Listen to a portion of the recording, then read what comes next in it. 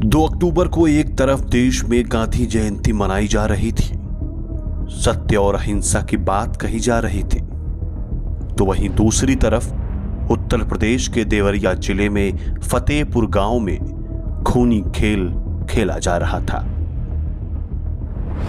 जिसमें 6 लोगों की हत्या कर दी जाती है। इस हत्याकांड के असली जड़ को समझें तो 10 बीघे जमीन के चलते ये सारा कांड हुआ है।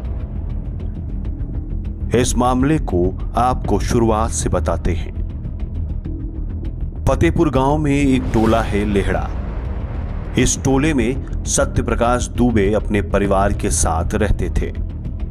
आर्थिक हालात ठीक नहीं थे। पंडिताई के जरिए उनका घर चलता था।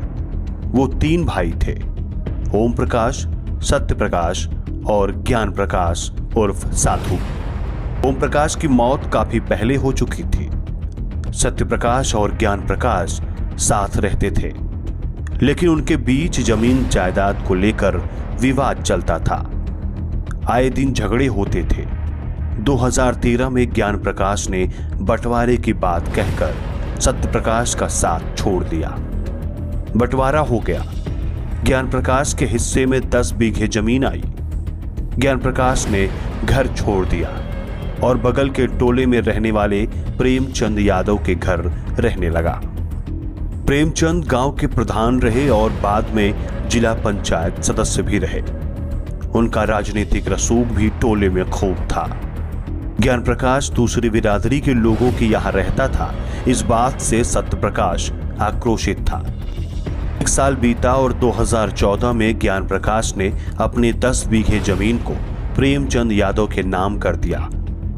इससे सत्यप्रकाश नाराज हो गया और मामला कोर्ट तक जा पहुंचा। सत्यप्रकाश ने कहा कि प्रेमचंद ने ज्ञान प्रकाश को बहला फुसलाकर उसकी जमीन अपने नाम करवा ली है।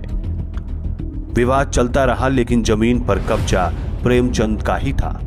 10 बीघे पर वह जुताई करते थे। इस विवाद के बीच 2 अक्टूबर को प्रेमचंद सत्यप्रकाश के टोले में गए थे। बताया जा रहा है कि वो जमीनी विवाद को लेकर ही गांव पहुंचे थे। वहां बातचीत हुई, फिर विवाद हुआ और प्रेमचंद की हत्या कर दी गई। इसकी खबर प्रेमचंद के घर पहुंची तो आक्रोशित लोगों ने सत्यप्रकाश के घर धावा बोल दिया। कहा यह भी जा रहा है कि उग्र लोग पूरी प्लानिंग के साथ सत्यप्रकाश और उसके परिवार को खत्म करने आए थे। सत्यप्रकाश के घर जाकर लोगों ने सबसे पहले सत्यप्रकाश को गोली मारी और फिर चाकू से सीने और चेहरे पर प्रहार किया। इसके बाद उनकी पत्नी किरण को मारा गया। 18 साल की सलोनी को सीने में गोली मारी गई और फिर उसका गला धारदार हथियार से रेत दिया गया। उसकी छोटी बहन 10 साल की नंदिनी को भी इसी तरीके से मार दिया गया।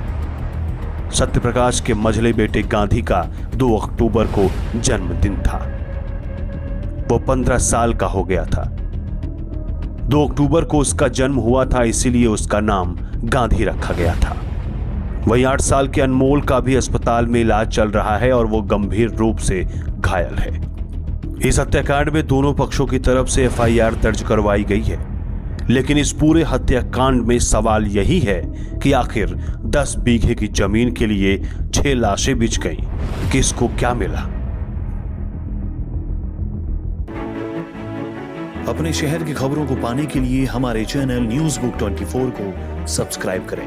हमारा वीडियो अगर आपको पसंद आया हो तो इसे शेयर करें और कमेंट में अपनी राय देना ना भूलें।